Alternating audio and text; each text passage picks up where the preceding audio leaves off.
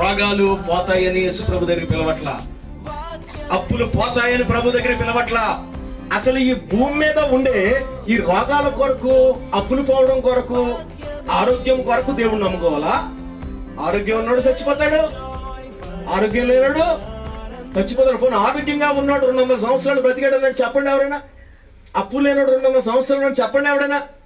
కాబట్టి ఆరోగ్యం కోసమో ఐశ్వర్యం కోసమో అప్పు తీరుతుందనో దేవుణ్ణి నమ్మొద్దని చెప్తున్నాను నేను. అవి మీకు ఇచ్చేవాళ్ళు చాలా మంది ఉండొచ్చు, చాలా ప్రదేశాలు ఉండొచ్చు, కానీ యేసు ప్రభు ఇచ్చేది ఎవరు ఇవ్వలేరు. అదేంటో తెలుసా? అదేంటో తెలుసా?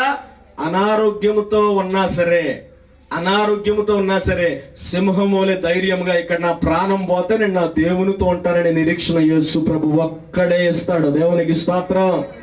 అప్పుల్లో ఉన్నా సరే నా యేసు ప్రభు నాతో ఉన్నాడు, నా దేవుని కొరకు ఎన్ని శ్రమలు పడి చచ్చినా నా కోసం పరలోకం ఉందని నిరీక్షణ యేసే ఇస్తాడు.